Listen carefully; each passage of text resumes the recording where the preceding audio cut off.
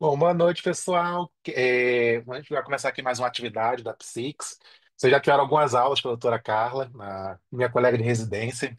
Gosto muito, uma ótima pessoa, ótima profissional. A gente vai ter a honra aqui da doutora Carla, não apenas na atividade de hoje, mas ela também vai ser nossa coordenadora do nosso novo curso da Psix, que é o curso de Psiquiatria no Cotidiano Médico, um curso que tem o objetivo de transmitir o conhecimento, ninguém melhor do que a Carla nesse sentido, para aquele profissional que atua no cenário ainda não especializado em psiquiatria. Então, no UBS, no Instituto de Saúde da Família, no CAPS, a gente, numa emergência hospitalar, a gente sabe que as demandas de saúde mental vão muito além do consultório da psiquiatria, até mesmo vão responder muito mais fora vai ter uma maior prevalência, um maior número de atendimento fora do consultório da psiquiatria, e é importante que o profissional esteja apto a atender esse paciente, a receber, acolher, tratar esse paciente, conduzir, seja ali numa equipe de saúde da família, seja numa emergência geral, até mesmo em outros consultórios de especialidades médicas. A gente sabe que é até vezes muito mais comum o paciente ele não procurar um psiquiatra, procurar um ginecologista, procurar um endócrino. Ele tem ainda aquele estigma, digamos assim, na cabeça dele da psiquiatria. Então é importante que o profissional médico hoje esteja preparado para atender essa demanda, saber reconhecer os principais transtornos psiquiátricos, saber conduzir os principais casos, e com isso a gente conseguir aumentar a resolutividade em outros contextos que não apenas no consultório de psiquiatria. E a doutora Carla vai ser a nossa coordenadora desse curso. O curso vai ter 3 meses de duração. Então, o pessoal que ainda não queira, ainda, ou talvez ainda não possa iniciar uma pós-graduação, com certeza o curso da Carla vai atender muito bem, com qualidade tão boa quanto da pós-graduação. Com certeza vocês vão estar aí nas mãos da melhor coordenadora, melhor profissional possível para conduzir vocês nessa nova jornada. E com muita honra que a gente recebe a doutora Carla. Depois de alguns anos, né, Carla? A gente já está martelando no seu ouvido, finalmente aceitou esse convite nosso e fazer esse curso em conjunto. Olá, boa noite. Gratidão pelo convite. Vocês me ouvem bem? Me ouve bem, Sim, Demetrios? tá ótimo. Tá ótimo, né? É, então, a educação médica sempre foi uma grande paixão, né, minha. Mas confesso que a minha predileção é a educação na prática, né? Desde que a gente fez residência juntos, né? Demet já falou, e desde que a gente terminou a residência, que eu segui na preceptoria, né? Meu ambiente de prática principal é o CAPS. Hoje eu também estou atuando numa emergência de psiquiatria aqui em Recife. E em todos os campos de atuação que eu venho estando, tenho essa honra, esse privilégio de ter trocas e compartilhamentos com pessoas em formação, né? Sejam estudantes de graduação, sejam residentes das especialidades multi, da medicina de família, da psiquiatria. E tem sido muito, muito rico, né? Estudar esses caminhos da formação e da aprendizagem. E quando o Demetrios me convidou, né, eu fiquei um pouco desafiada por voltar para esse ambiente mais teórico, né, entendendo que a teoria é o que ilumina a nossa prática, mas que tem um outro enquadre, né, esse próprio enquadre de tela, né, uma coisa que é um pouco desafiadora para mim. Mas eu acho que a gente vai encontrar caminhos, né? Eu estou tentando trazer nas aulas conteúdos muito voltados para a prática, com exemplos, né? Com discussões. A gente vai ter uma abordagem muito voltada para esse objetivo. E aí eu preparei uns slides, não sei se tu conseguiria me ajudar a passar, Demetrios, eu posso tentar Consigo, passar. Carlinhos. Tu consegue? Mas Porque acho aí que você só está para a agora com o gente ver. anfitrião. Eita, deixa eu Eu tenho que devolve para mim. Deixa eu te colocar como anfitrião. E aí a ideia é a gente poder, nesses encontros também, né, a gente ir tendo essa interlocução e vocês poderem trazer as impressões sobre as aulas, né? A ideia de a gente fazer o curso por módulos é que entre esses módulos a gente também receba essas interações, essas participações, inclusive aqui no chat, né? Quem quiser trazer alguma dúvida, alguma observação, né? Falar um pouco sobre o que é que entende. Já dessa perspectiva da psiquiatria, nesse contexto, né? A gente tem na graduação uma disciplina de psiquiatria e quando eu recebo estudantes de graduação, eu fico muito feliz porque eu vejo que a graduação ela tem um formato diferente de quando eu me graduei, né? Mas assim, a gente que se graduou há um tempo atrás e pessoas que inclusive fizeram outras especialidades e hoje se sentem curiosas pela psiquiatria, eu acho que ficam um pouco à mercê, né, de formações que não tinham um olhar é, tão forte, tão rico para a psiquiatria como é hoje. Eu vejo os estudantes de graduação com um olhar muito mais sensível para os temas da psiquiatria, isso me alegra muito. E acho que a gente trazer a psiquiatria para o cotidiano médico, né, a ideia do nome do curso, é a gente lembrar que a pessoa que tem questões de saúde mental, ela vai transitar por todos os espaços de saúde. Então, a pessoa que tem uma questão de saúde mental, ela não vai tratar uma endometriose com o psiquiatra, né? Ela vai precisar de ter um consultório de ginecologista, ela vai talvez precisar de algum procedimento cirúrgico, né? Dependendo de como for essa condução, a pessoa fica até limitada para fazer algum tipo de procedimento cirúrgico por conta da dificuldade da saúde mental, né? Crise de ansiedade que às vezes trazem aí níveis pressóricos elevados e intercorrências pré-cirúrgicas que a gente vê que às vezes uma abordagem, uma sensibilidade do colega que não precisa ser psiquiatra para fazer isso já ajudaria bastante, né? Para essa condução. Então, a ideia é a gente fazer essa parte mais inicial, de introdução, e a gente seguir também falando um pouco sobre, os principais transtornos que a gente encontra aí na nossa prática da psiquiatria e que também vão se interseccionar com as práticas de outras especialidades. E aí, me apresentar, né? Meu nome é Carla, eu sou psiquiatra, fiz residência na UERJ. E da residência eu já segui para o mestrado em atenção psicossocial, fiquei como psiquiatra do CAPS da UERJ na época, e lá foi o meu campo de pesquisa do mestrado. Eu gosto muito de trabalhar com grupo, né, tanto com abordagem individual quanto com abordagem coletiva, né, na psiquiatria, nos campos de atuação da atenção psicossocial. Já trabalhei como psiquiatra de NASF, já trabalhei em ambulatório de psiquiatria. Agora eu trabalho no emergência, né? Já tinha trabalhado em emergência antes, em hospital geral, na Baixada Fluminense, já trabalhei em vários contextos, né, da psiquiatria, e acho que, assim, o campo de prática, a vida real da psiquiatria, ela traz um outro olhar, né, para a gente, que, assim, traz uma teoria que é uma teoria aplicável, né? Então, a gente vai buscar a teoria, mas também a gente precisa entender que a teoria ela precisa estar a serviço da prática. E aí, também fiz especialização em educação e saúde, especialização em preceptoria, e essas especializações muito voltadas para metodologias de ensino. E aí, o desafio vai ser trazer essas metodologias de ensino mais participativas no formato online. E aí, eu vou contar com a participação, né, de vocês que vão futuramente estar fazendo o curso, né, para a gente poder ter essa troca. Pode passar, né? E aí, os objetivos do nosso curso vai ser a gente abordar as manifestações clínicas em psiquiatria, fazer o manejo inicial dos transtornos psiquiátricos mais prevalentes, ter a segurança e a confiança na condução dos casos que são relacionados à saúde mental, né? Infelizmente, a gente ainda tem um uma certa visão da psiquiatria e da saúde mental como algo muito diferente do que a gente aprende na medicina, né? E aí é como se fosse uma disciplina à parte.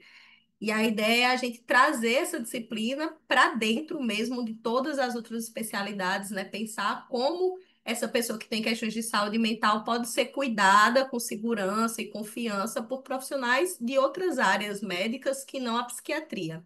E também despertar, né?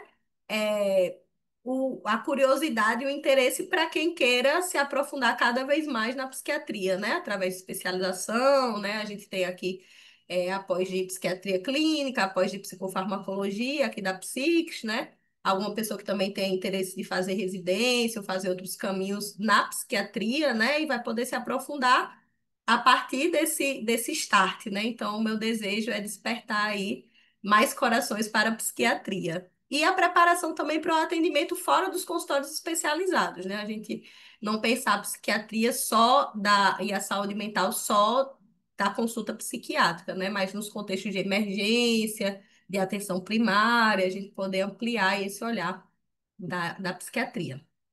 O nosso público-alvo são médicos recém-formados, estudantes de medicina, médicos da saúde da família, médicos de emergências, médicos que atuam em outros contextos, né, e que se sentem pouco familiarizados com a psiquiatria. Então, médicos e médicas, né? A gente vai também ampliando aí esse olhar para pensar a psiquiatria como uma parte muito importante da medicina, né? Porque a gente foi formado numa perspectiva mais fragmentada, e a ideia desse curso é a gente desfragmentar, né? Trazer essa psiquiatria como uma peça que se encaixa dentro dos outros contextos da medicina e para que a gente possa atuar também em equipes multiprofissionais, né? Com essa perspectiva do acolhimento e de uma abordagem mais voltada para as necessidades da pessoa, que eu acho que a psiquiatria ela consegue entrar muito nessa,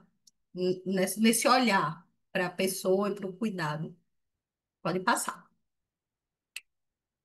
E aí a gente vai falar sobre o conteúdo programático, né, que são os conceitos básicos, né? A gente vai fazer uma introdução à psiquiatria clínica, falar um pouco sobre a saúde mental, sobre os transtornos mentais, qual que é o papel de um médico, de uma médica que vai atuar na atenção à saúde mental, né? Quando a gente pensa em saúde mental, a pessoa que chega para um atendimento médico, para né, às vezes um diagnóstico difícil, ela vai ter a saúde mental afetada.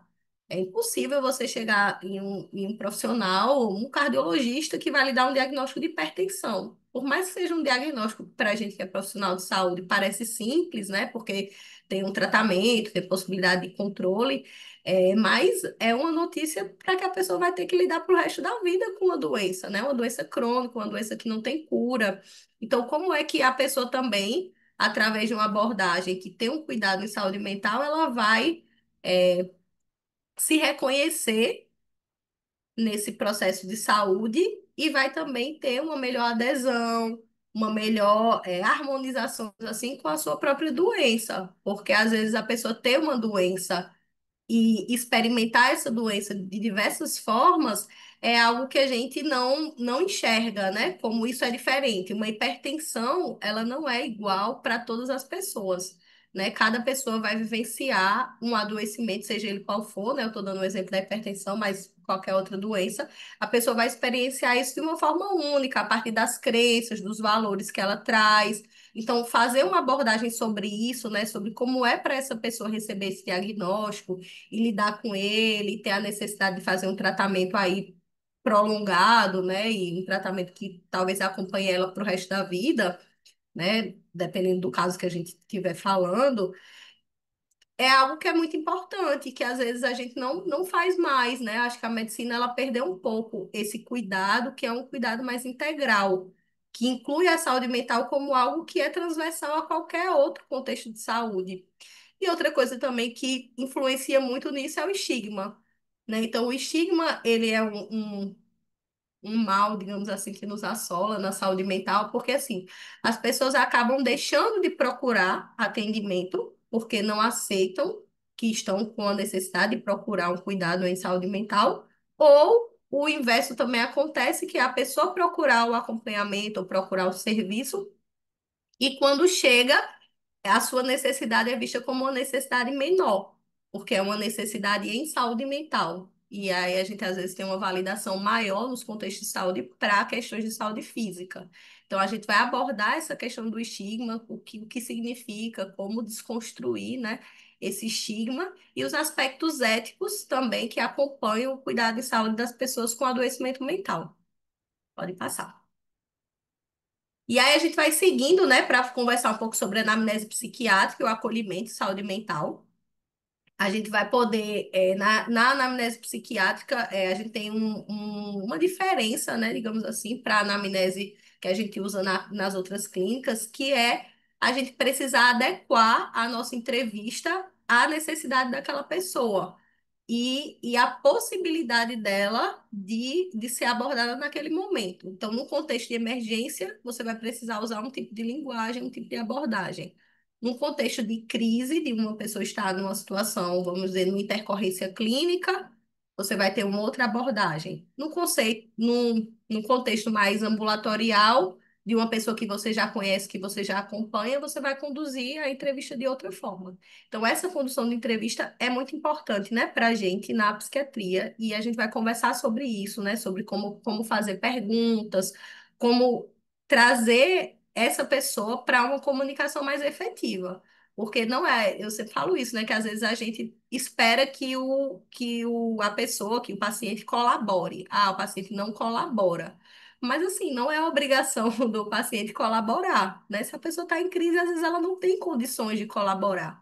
E a gente precisa abordar uma pessoa não colaborativa. A gente não pode simplesmente, ah, já que você não colabora, então vou chamar o próximo. A gente não pode se dar a esse luxo, digamos assim, né? A gente precisa se preparar para atender qualquer situação em qualquer contexto.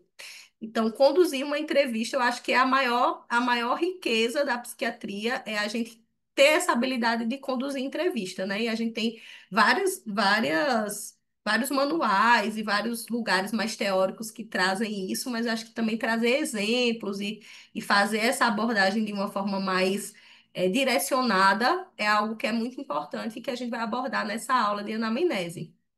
O exame do estado mental, a gente vai falar numa aula de forma mais geral, mas a gente vai falar do exame mental em todos os contextos que a gente for abordando, né, nos próximos transtornos que a gente for falar, né, nas aulas que estão programadas e que eu vou apresentar para vocês. A gente vai a cada aula falando sobre o exame mental. A gente vai fazer uma abordagem mais geral, né? A psicopatologia é uma disciplina muito rica, né? Quem quiser se aprofundar mais na psicopatologia tem um curso também, né, de Demétrios, que é um curso, também um curso livre aqui da Psix, que é mais aprofundado. Para o nosso objetivo, a gente não precisa de algo tão aprofundado. A gente vai falar sobre os conceitos gerais e sobre o exame do estado mental em cada contexto. E aí a gente vai fazer isso e vai também conversar sobre sinais de alerta, né? Como a gente observar uma gravidade ou um risco em casos que a gente está atendendo, que é muito importante até para a gente também saber como conduzir esses casos mais desafiadores. Pode passar. E aí, na urgência, né, o que a gente vai ter frequente são os casos de agitação psicomotora, que são, acho que também os casos mais desafiadores, né, porque acho que essa questão da abordagem na agitação psicomotora ela é fundamental. Se você tem uma pessoa agitada, para ser atendida por você e você demonstra algum tipo de insegurança ou não consegue conduzir aquele caso, a tendência é que essa situação ela se torne cada vez mais grave, né? Então, esse ambiente do atendimento de uma pessoa em agitação psicomotora é muito importante. E a gente, enquanto profissional médica, enquanto profissional médico, a gente precisa conduzir essa abordagem. É uma abordagem que se faz em equipe, geralmente, mas a gente precisa, de alguma forma, ter ali a direção da situação, porque se muitas pessoas fazem a abordagem, né, acaba que isso torna a situação ainda mais confusa para alguém que já está agitado. Então, é muito importante a gente pensar a abordagem, como atuar nesse contexto.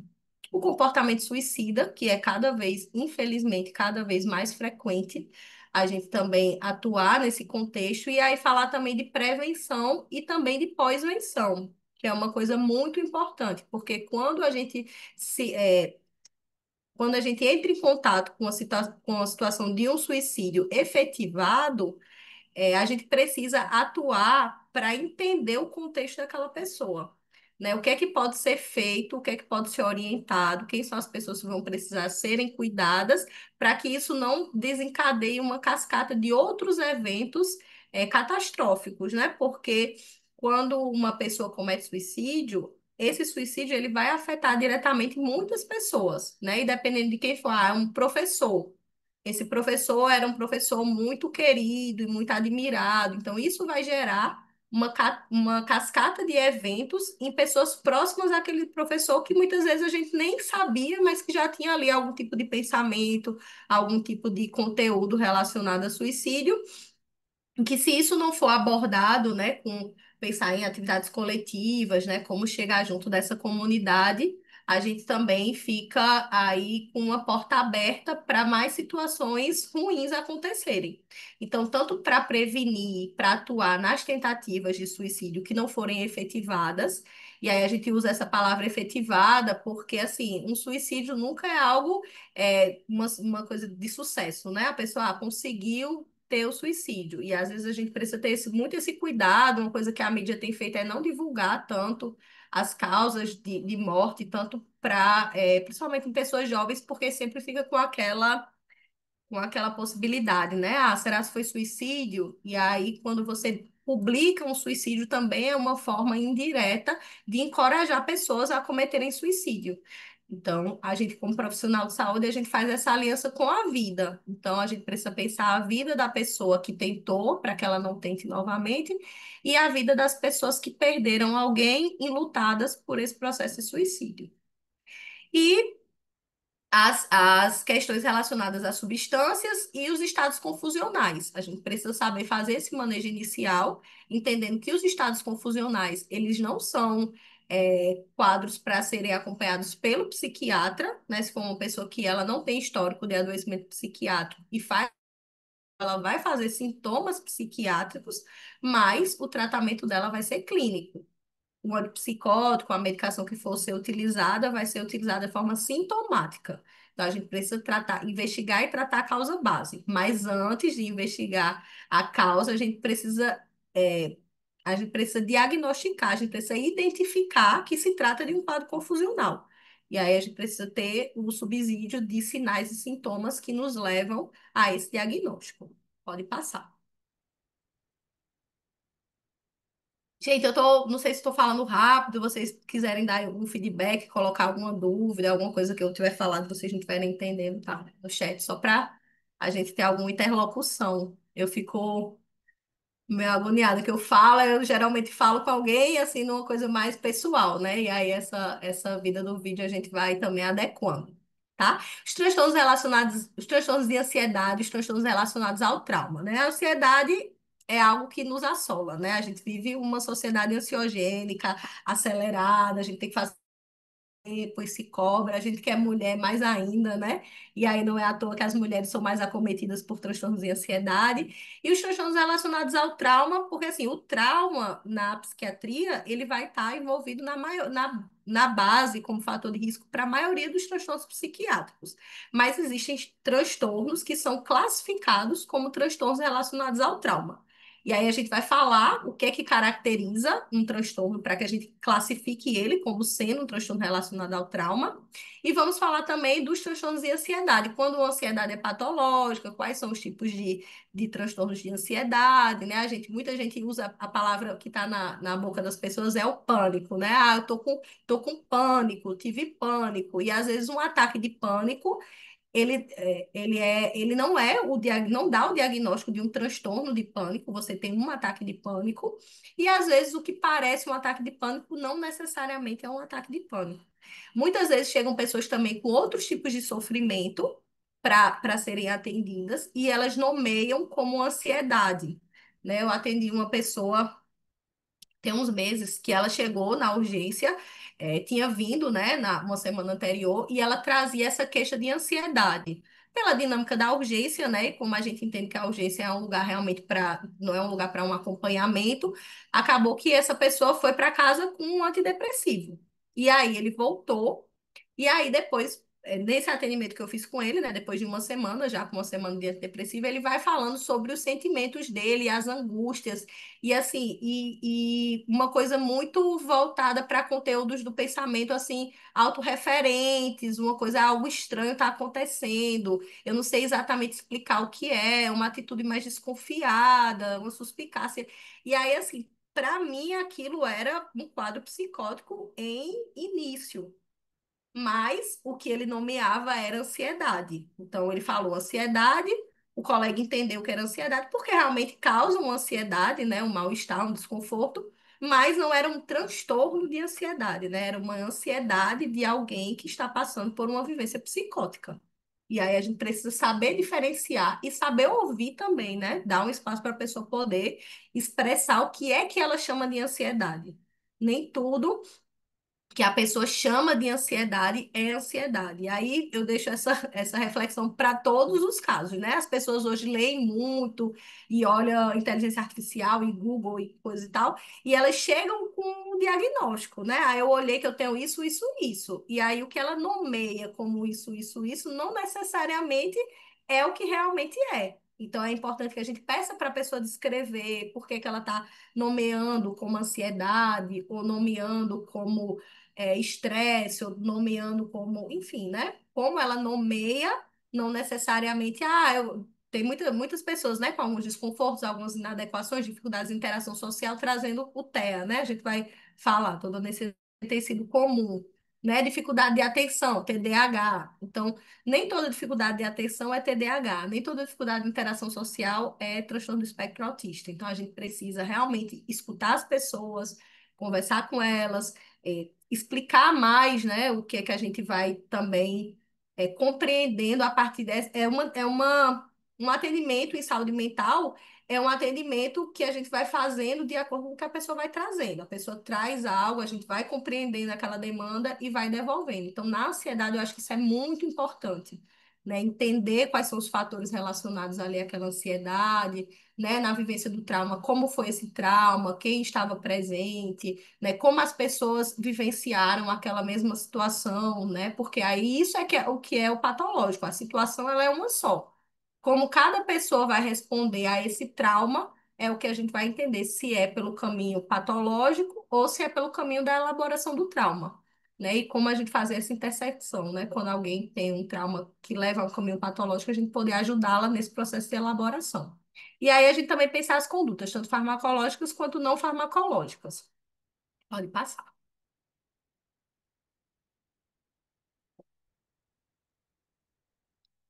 Os transtornos psicóticos, né? Como eu falei, as minhas práticas são de CAPS e de emergência psiquiátrica. Então, assim, o transtorno psicótico é algo que para mim é muito especial, porque eu acho que a gente tem uma visão muito depreciativa em alguns momentos, né, sobre o transtorno psicótico. Acho que é no transtorno psicótico onde mais recai o estigma da saúde mental. E assim, o transtorno psicótico, ao mesmo tempo que tem o seu sofrimento, também traz uma experiência muito única, né? A pessoa que tem um transtorno psicótico, ela tem um transtorno psicótico que não se repete. Né? Não que os outros se repitam, mas assim, geralmente é uma crise de ansiedade, a pessoa vai ter falta de ar, ter um aperto no peito, tem uma coisa. O transtorno psicótico é uma ruptura com a realidade consensual. Então, a pessoa de alguma forma vai viver numa realidade autoral.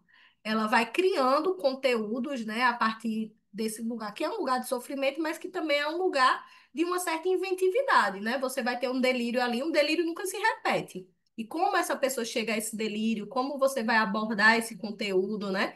Como esses sinais vão aparecendo, por exemplo, essa pessoa que chegou para mim com essa fala de um estranhamento, tem algo estranho acontecendo. Como assim algo estranho? Ah, não sei. Eu percebo que as pessoas me olham diferente. Eu percebo que quando eu chego, eu já não sou tão bem aceito. Alguém mais percebe essa situação estranha e aí ele fica, né, nessa compreensão de que tem algo estranho acontecendo e que as pessoas não estão acessando aquele estranhamento que ele está acessando. Então, a vivência da psicose é essa vivência de uma certa diferença, de um borramento entre o que é que sou eu e o que é o mundo. E aí a pessoa escuta a voz, ela se sente perseguida, tem conteúdos de alterações de juízo de realidade. Então, você precisa abordar essa pessoa, entendendo ali, respeitando a construção psíquica dela, não é validar o conteúdo delirante, mas é respeitar que aquilo, apesar de não ser uma realidade consensual, naquele momento é uma realidade para aquela pessoa. Como é que a gente vai ajudá-la a lidar com aquilo que também é uma vivência de sofrimento? Então, a gente precisa aprender a abordar, principalmente no contexto emergencial, nos casos de psicose mais aguda, e encaminhar para que essa pessoa possa ter um segmento no seu cuidado. A gente vai falar também sobre antipsicóticos, né? Nessa aula de transtorno psicótico, a gente vai falar muito sobre psicopatologia, que acho que é onde a psicopatologia do pensamento, a psicopatologia da senso-percepção aparece de uma forma mais intensa, né, na psiquiatria. Então, essa aula vai ser uma aula bem especial, certamente. Pode passar. vocês já quiserem trazer alguma dúvida, algum comentário também, tá? Alguma coisa que vocês acham que é importante que a gente aborde aí no decorrer do curso. Os transtornos de humor, né? Que a gente vai falar sobre depressão, lembrando da depressão no contexto do transtorno depressivo maior e no contexto do transtorno bipolar, entendendo diferenças que nos ajudem a identificar quando é uma depressão bipolar e quando é uma depressão unipolar. Falar sobre a mania também, que é esse outro polo do transtorno bipolar. E o uso de antidepressivos, estabilizadores de humor, quando a gente deve usar, quando a gente deve evitar. Pode passar.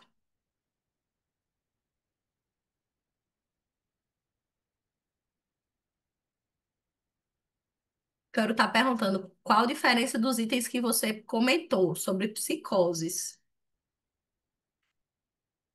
Ah, sim, não reafirmar a psicose. Então, quando uma pessoa traz uma situação para você, você vai ter dois caminhos. Ou você vai dizer, não, isso não está acontecendo. Ou você vai dizer, olha, eu não estou percebendo que isso está acontecendo, mas eu queria entender melhor como é que você está percebendo esse acontecimento para você, né? Aquela pessoa vai saber que aquilo é uma verdade para ela, mas não necessariamente por ser uma verdade para ela, é uma verdade para mim. Então, eu não estou reafirmando a psicose dela, mas eu estou abrindo um caminho para que ela possa me explicar como é que ela chegou naquela conclusão, ou naquela ideia, naquele conteúdo, que pode ser delirante, pode, né, ter algum tipo de alteração dos juízos de realidade ali incluso, mas que a gente precisa caracterizar melhor.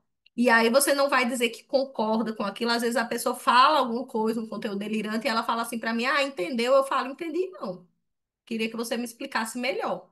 E aí a pessoa vai tentar se explicar para que você possa entender. Ou talvez tenha alguma coisa que seja de um lugar que você não vai entender. E você vai poder dizer, olha, fulano, eu não entendo como é que você chegou a essa conclusão.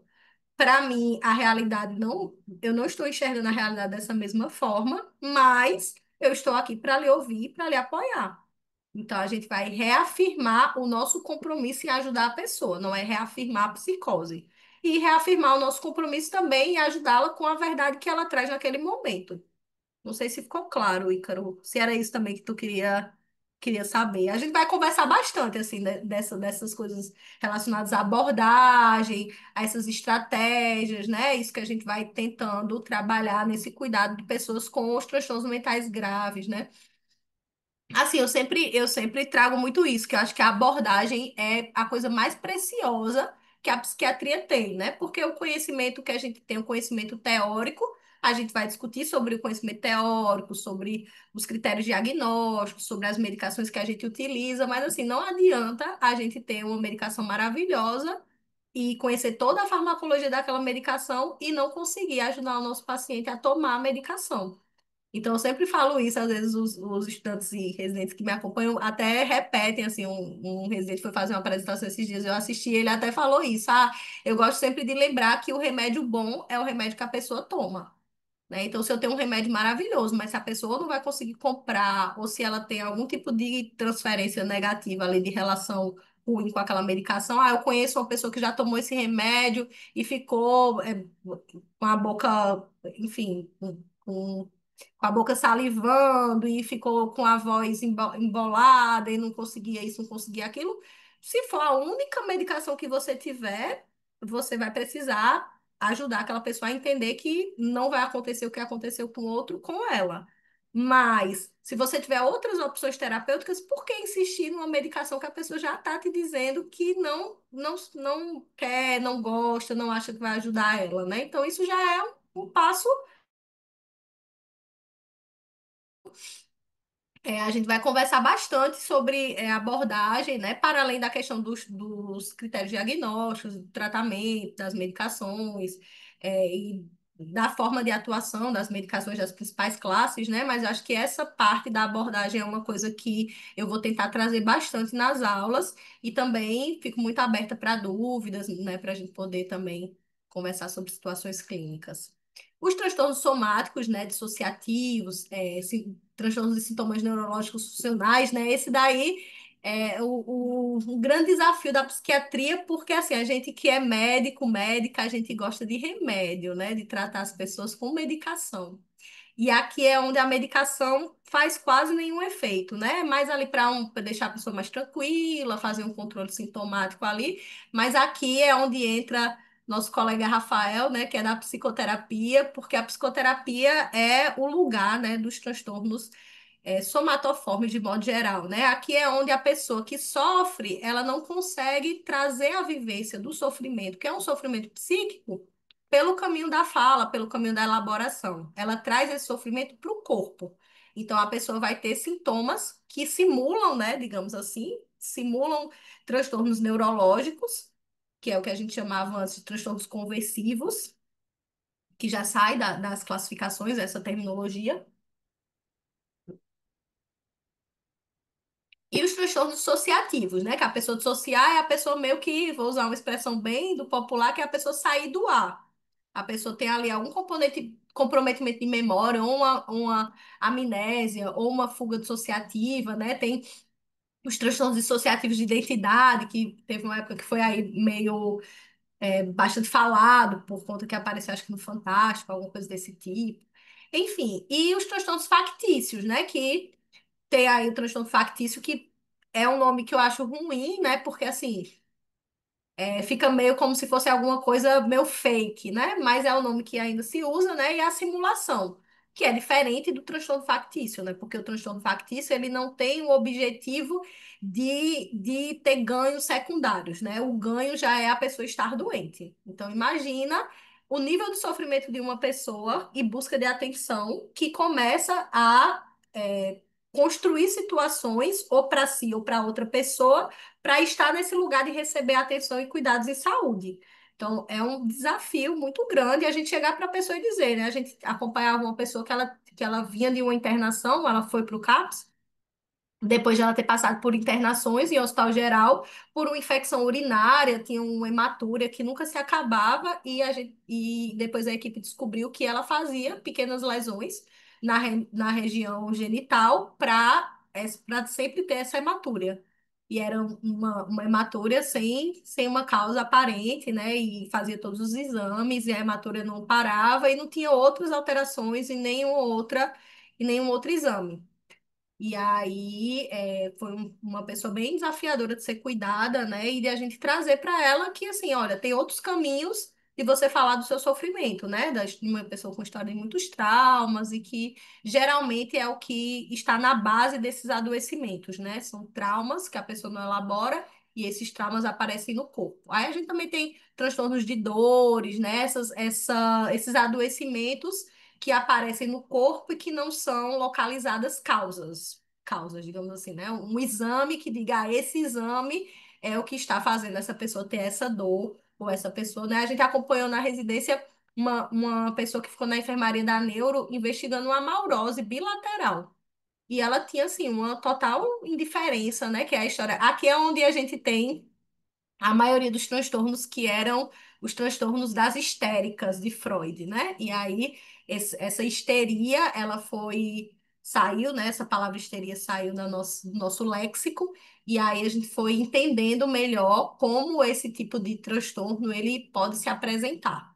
E aí a gente vai conversar um pouco sobre esse histórico desse diagnóstico, né? Como ele evolui nos manuais e como é hoje, né? O que é que tem de terminologia hoje. E as intervenções terapêuticas, né? Que a gente não precisa ser psicoterapeuta, né, com uma formação específica para ter uma escuta ativa, para ter uma abordagem acolhedora e para iniciar um processo de cuidado.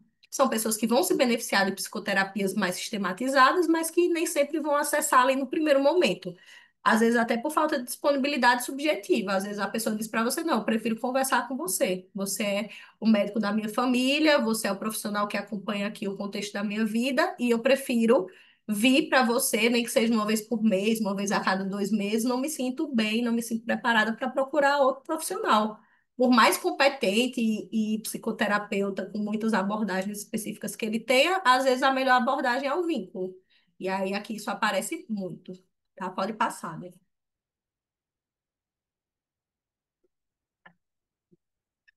Transtorno por uso de substâncias, né? A gente tem aí cada vez mais uma necessidade de abordar essa temática para que as pessoas enfim, que tenham, porque assim, a gente tem uma sociedade que usa, o mundo é acompanhado pelo uso de substâncias, né? E aí é muito difícil para alguém que usa uma substância de uma forma prejudicial, muitas vezes em um contexto de convivência com outras pessoas que usam e não fazem esse uso de forma prejudicial, né? Pensando aí muito no álcool, que eu acho que é a substância mais consumida e menos falada, né? A gente naturaliza o uso do álcool, às vezes pessoas que fazem uso diário de álcool e não reconhecem isso como uma questão que é uma questão de saúde, né? E aí a gente trazer isso para um cuidado, e assim, às vezes a pessoa usa, não tem repercussões diretas de saúde mental. Mas isso vai entrando em um lugar de uma crescente que essa linha entre o que é prejudicial e o que não é prejudicial é muito sutil. Então, a gente poder abordar isso, a gente poder entender o que é que esse uso está fazendo com aquela pessoa, como é que isso está repercutindo na vida, enfim, né? A gente poder fazer esse manejo. Às vezes a pessoa chega para, sei lá, no ortopedista e começa a falar, né, sobre ali bebida, não sei o que, sofri um acidente. No contexto de uso de bebida. E aí você usa bebida e como é esse uso? E aí você vê que às vezes aquele trauma foi causado por um uso prejudicial dessa substância, né? Tô dando o exemplo do álcool, mas outra qualquer que seja, né? Que a gente, enquanto médica, enquanto médico, uma pessoa trazer um conteúdo pra gente, olha, você sofreu um acidente, você, né, tem um comprometimento aqui funcional, um prejuízo, e você está me dizendo que isso aconteceu sob efeito de uma substância. Será que não seria importante você procurar alguém, né, para cuidar disso? Você já procurou, já conversou com alguém? O que é que seus familiares, as pessoas que estão ali perto de você, estão percebendo desse seu uso? Então, falar sobre isso é muito importante para a gente que é médico, que é médica, né? A gente não pode se furtar de ver uma situação de um adoecimento e simplesmente, isso aqui não é comigo, vou fazer aqui meu procedimento ortopédico e tchau. Isso é um empobrecimento da medicina, né? Acho que também estar nesse curso hoje é também uma tentativa de mostrar para as pessoas que participarem desse curso um olhar que é um olhar para uma medicina integral, né? A saúde mental faz parte de uma medicina integral. E a psiquiatria compõe a saúde mental, mas não é só a psiquiatria, né? Esse cuidado em saúde mental, ele é um cuidado que precisa estar em todos os nossos atendimentos. E aí a gente vai ver, né, nessa aula, o quadro clínico, que vai estar relacionado ao uso das principais substâncias, e as terapias e as possibilidades terapêuticas que a gente vai ter para esse manejo, do ponto de vista medicamentoso e não medicamentoso também. Pode passar.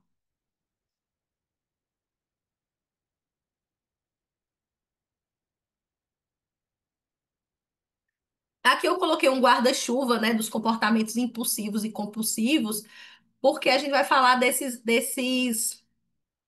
digamos assim, hábitos que a gente perde também um pouco, né, do controle. Falei um pouco da substância, e aí essa questão dos transtornos relacionados ao impulso, os transtornos do espectro obsessivo-compulsivo, os transtornos alimentares, e agora, né, cada vez mais forte, os transtornos do jogo, eles entram um pouco nessa questão também de algo que está ali, né, como, digamos assim, naturalizado, né? Por exemplo, o transtorno explosivo intermitente que também é chamado de transtorno do controle do impulso, é um transtorno super subdiagnosticado. Porque a pessoa acha, não, é o jeito, fulano tem o pavio curto, ele é assim mesmo.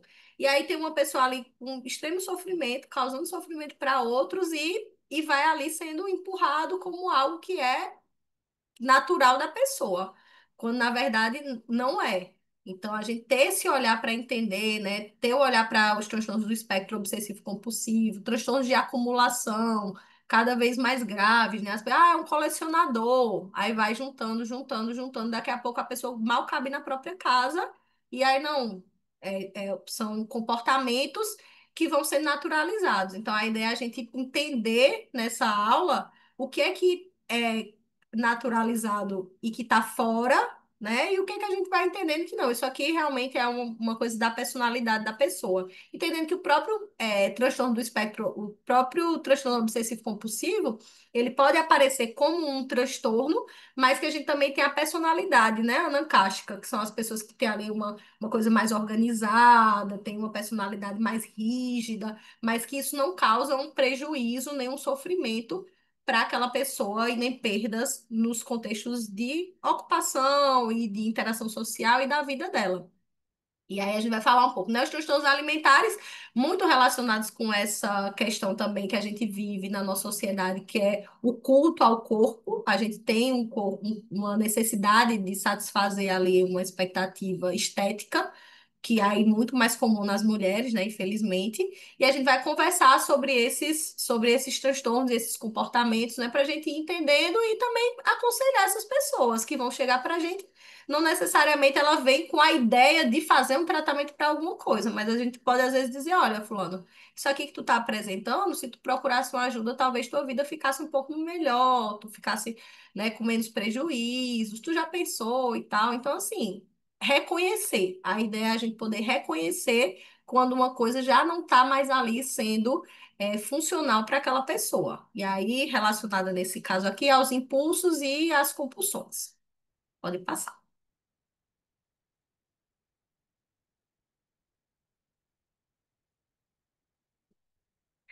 O TEA e o TDAH, que aí eu falei um pouquinho, né, no começo, que aí a gente tá muito assim, tem uma coisa atualmente que as pessoas estão procurando siglas para serem suas, né? E a gente precisa ter muito cuidado com isso.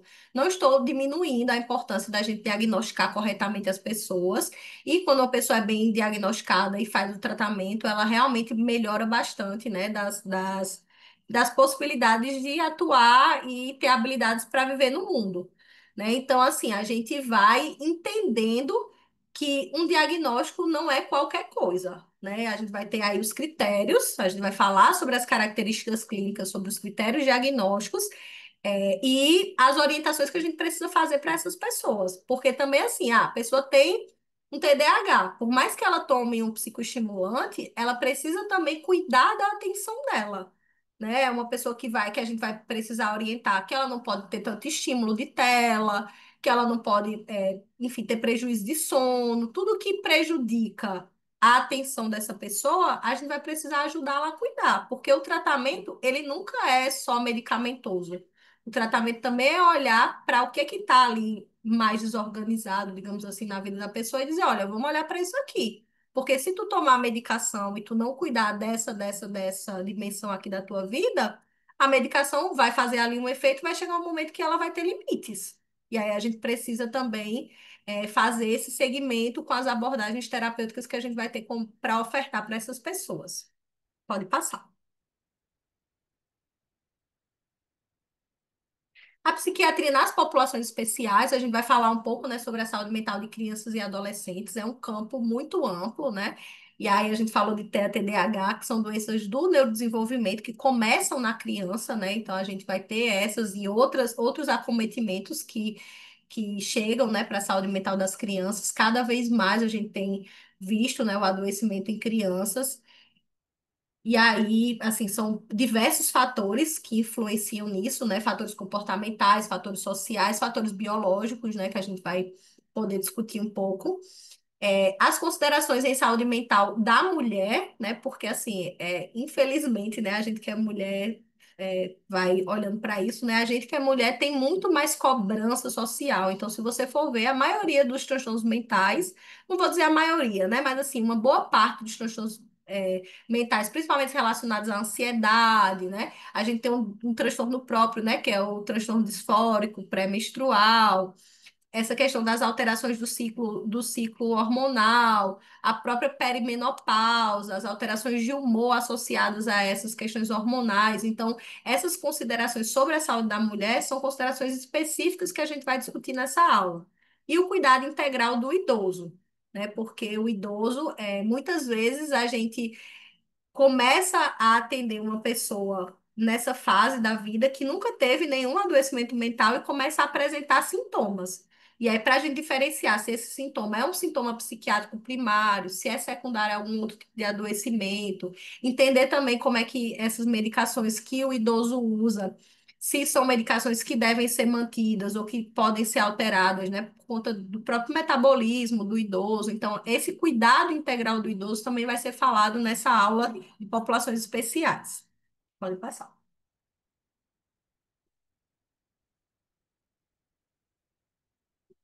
Interconsulta é quando a gente conversa com outros colegas, né, de outras especialidades, tanto para alterações psiquiátricas que aparecem em outras especialidades, quanto para o diagnóstico diferencial em psiquiatria. E aí a gente vai conversar sobre os exames complementares e como é que a gente troca com esses colegas, né? Isso acontece muito em contexto de quem trabalha em hospital geral, né? Hospital geral, pessoas no contexto de internação. Claro que no contexto de consultório também pode acontecer, mas geralmente os sintomas mais intensos que acontecem no nível hospitalar, eles precisam ter ali uma abordagem mais imediata. Então a interconsulta geralmente se dá nesse contexto. A gente também vai conversar sobre interconsulta no contexto ambulatorial. Pode passar.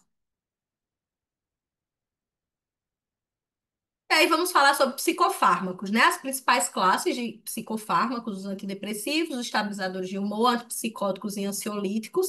Falar das principais medicações em cada um desses grupos. A segurança que a gente precisa ter para a prescrição dos psicotrópicos, relacionando os efeitos terapêuticos e os efeitos colaterais. E também conversar sobre interações medicamentosas que a gente pode encontrar e o que é que a gente precisa estar mais alerta.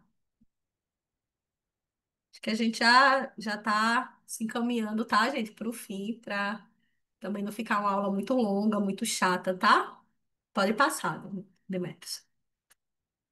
E aí a gente vai falar também sobre o trabalho em rede, né? Hoje, acho que a gente vive um momento, né, da medicina que para mim é um momento muito, assim, muito especial, muito importante, que é o momento de não trabalhar sozinho, né? A gente já teve aí muito uma medicina fragmentada, cada um faz o seu na sua sala, no seu quadrado. E hoje, cada vez mais, isso está caindo por terra. O profissional que ele é fechado, que ele é rígido, que ele não se propõe a conversar com outros profissionais, a trocar sobre o que ele tem ali de conhecimento, sobre as impressões dele, trabalhar em rede, inclusive com outros setores, né?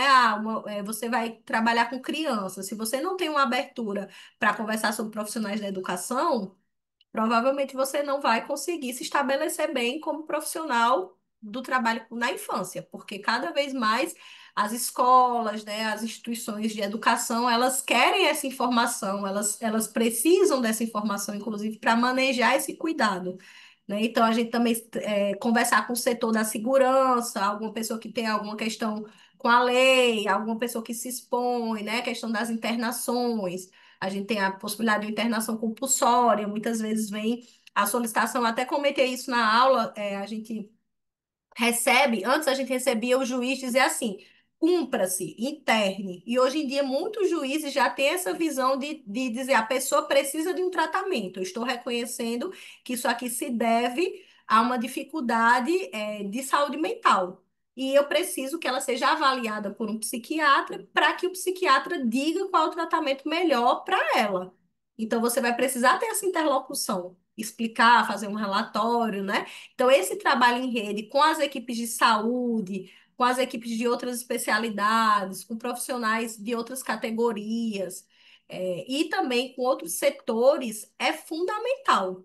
E a gente também, né? Quem se encantar e quiser seguir pela psiquiatria, vai ser maravilhoso. E quem não for seguir pela psiquiatria, né, a partir desse curso, não quiser se aprofundar e quiser estar nesse lugar da sua especialidade, ou atuar, né, nas emergências e nos lugares como médico generalista, ter essa dimensão do encaminhamento. Ah, então eu aqui fiz o meu trabalho, construí a rede, iniciei o cuidado dessa pessoa e agora eu estou entendendo que ela vai precisar de um acompanhamento mais especializado e mais contínuo ali, pelo menos por um tempo, né, na situação de crise. A gente, na medicina de família, como pensa na medicina de família da unidade de saúde da família, esse trabalho ele é muito compartilhado. Eu trabalho no CAPS, então a pessoa, quando está em crise, ela vai frequentar o CAPS de uma forma mais constante. Quando ela vai melhorando da crise, ela vai seguir com os cuidados. Ela nunca para, né, de ter os cuidados da atenção primária, porque é a atenção da unidade de referência dela.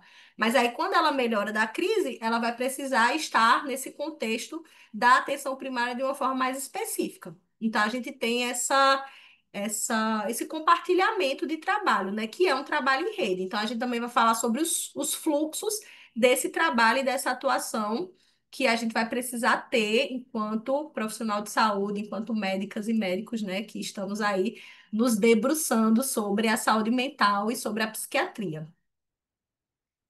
Então, acho que era isso, né? A gente vai ter esse cronograma. Isso que eu apresentei para vocês foi o cronograma do nosso curso. É uma aula mais introdutória, então a gente não aprofunda, porque também se a gente fosse aprofundar em tudo isso, principalmente vocês já viram que eu também vou falando, e aí a gente vai ter essa oportunidade de falar de uma forma mais aprofundada em cada aula, né? Um convite aí também para quem participou da aula, pelo menos que tenha despertado a curiosidade, né, sobre a saúde mental, sobre a psiquiatria, fica o convite para fazer o curso, mas o convite também para ter esse olhar, né, para a saúde de uma forma mais integral, entendendo a saúde mental contextualizada, tá? E agradecer a Demetrios por estar aqui com a gente, né? Nosso coordenador aí da Psics, grande formador. Imagina, Carla. Eu que agradeço a tua presença, disponibilidade. E mais uma vez reforço o que eu estava falando no início, né? Com certeza vai ser um curso que vai agregar muito conhecimento de vocês. E a linguagem que a Carla fala, vocês já tiveram aqui um gostinho hoje, uma linguagem bem diferente minha, do Rafael, que a gente já atua já na psiquiatria mais em contexto. Eu praticamente só em contexto de psiquiatria forense, porque a psiquiatria forense é mais brucutu ainda. E o Rafael mais no contexto de medicina particular, né, na consultório particular. Então, quem trabalha no CAPS, na atenção primária, vai se identificar talvez mais com a linguagem que a Carla vai conseguir dialogar muito melhor com o perfil de vocês do que, por exemplo, comigo ou com o Rafael. Então, pode ser que quem ainda não esteja nessa vivência mais especializada, já numa vivência mais particular, a gente consiga ter um acolhimento maior com a Carla, vai se identificar muito mais com a Carla e poder aplicar esses conhecimentos na sua prática, com isso aí vai enriquecer. Quem sabe no futuro fazer também a pós-graduação de psiquiatria, mas o nosso objetivo aqui é que esse curso da Carla seja enriquecedor e até mesmo, às vezes, quem já tem até uma pós-graduação em psiquiatria ou esteja fazendo, justamente buscar esse olhar que a Carla com certeza vai trazer, que é diferente de outros professores, pode também estar uma formação complementar em relação à pós-graduação que por acaso alguém já esteja fazendo, já tenha concluído em psiquiatria. Você vai ser um curso que a gente vai ter, que vai agregar muita qualidade no ensino, vai agregar muito qualidade na vivência profissional do nosso colega médico. Também, eventualmente, quem estiver na faculdade de medicina também pode fazer, diferente da pós-graduação que já tem que estar formado. Inclusive, vai ser um curso. E um outro ponto também que a gente esqueceu de notar que é um curso de 3 meses, né, cara? Então acaba sendo um curso, às vezes, quem está um pouquinho, a agenda um pouquinho mais apertada, para encaixar uma pós-graduação de 12, outras instituições de 18, 24 meses. Então, às vezes, aí consegue já iniciar um caminho, um percurso na psiquiatria, e, quem sabe, futuramente também vá para pós, se não consiga atuar com a proficiência maior na saúde mental em relação no contexto de saúde de atenção primária, no contexto de alguma outra especialidade médica, tá? E tem também um porémzinho, um que a mais, que é um curso também, é um investimento mais em conta do que a pós-graduação, tá? A pós-graduação hoje, na Psiques, por exemplo, a pós-graduação da psiquiatria, a gente está falando 12 mensalidades de 990. O custo da Carla vai ser menos da metade, tá? Vai ser 3 mensalidades de 450. Então, menos da metade no valor da mensalidade e um quarto da quantidade de mensalidades. Então, acaba ficando um investimento mais acessível. Às vezes a pessoa está um pouquinho mais apertada agora de fazer uma pós-graduação e já quer ter uma formação, iniciar uma formação na área de saúde mental e psiquiatria. Também tem essa oportunidade que é um curso mais acessível, tá? E com certeza vai ser um aprendizado muito bom em psiquiatria que a Carla vai trazer. E até mesmo eu, que fui colega da de residência, quero fazer o curso para pegar esse olhar que às vezes escapa um pouquinho da gente que acaba depois de alguns anos, né, que ficarem de formados, indo para 9 anos agora, né? Às vezes já foi de vivências diferentes, distintas, e acaba que a gente poder reviver aqui ter uma vivência um pouquinho, beber um pouquinho do conhecimento seu. Muita gentileza sua, né, Demetrios? Mas, Imagina. ó, gente, fica aí o convite também para vocês divulgarem, né? Quem não conseguiu assistir, a gente vai ter o link dessa aula gravado, né? Vai ser disponibilizado para o YouTube, né, Demi? Isso, a aula de hoje a gente vai. Todo mundo que é aluno de algum curso da Psique já tem na plataforma, tá? E quem por acaso ainda não é aluno da Psique, a gente vai disponibilizar essa aula no YouTube. Pode E assistir aí? sem ter acesso na plataforma. É uma aula convite, né? Divulguem e participem e vamos interagir aí nesses próximos meses para conversar sobre essa psiquiatria inserida no cotidiano médico, tá? Com certeza. Quem desejar se inscrever, pode procurar aqui o nosso comercial também, que eu deixei o número aqui no chat, que vai ser um prazer. As matrículas já estão abertas já. E por exemplo, um último detalhe. A gente tem essa questão que diferente da pós-graduação, que a pós-graduação você pode entrar a qualquer momento e não tem um limite de vagas na pós-graduação. Aqui o curso da Carla tem um limite de vagas para a gente poder atender com maior qualidade o aluno e ele depende de formação de turma. Então, aqui é a primeira turma, a gente está com vagas limitadas, então corre aí para se inscrever para garantir um lugar nessa turma, que com certeza vai ser de grande aprendizado para todos. Esse curso tem certificado? Tem certificado, tá? Não vai ser o certificado de pós-graduação, obviamente, mas vai ter certificado sim. Quantas horas o certificado? 40 horas. A Certo. gente vai colocar. Então, curso de 3 meses de duração, 40 horas de conteúdo, 450 de investimento por 3 meses. Então dá 450 por 3 meses, né? 1.300, né? 1.350 ao todo. Mais alguma dúvida? Tá certo. Então, corra aí, pode falar comigo, pode falar com o nosso comercial para aproveitar essas vagas que a gente está disponibilizando para a primeira turma. Corra que acaba a mesma vaga, está diferente da pós-graduação que pode se inscrever a qualquer momento. Muito obrigado, Carlinhos. Sucesso. Obrigada, boa Uma honra aqui noite, para a gente, bom Psique, um prazer ter descanso. você agora como coordenadora aqui nossa também. Ah, é um prazer também. E agradecer as pessoas que vieram, que participaram, que se apresentaram aí no chat, que a gente possa ter outras oportunidades de interação, tá? Um Muito abraço, obrigado, boa Carlinha. Boa noite. noite. Foi ótimo.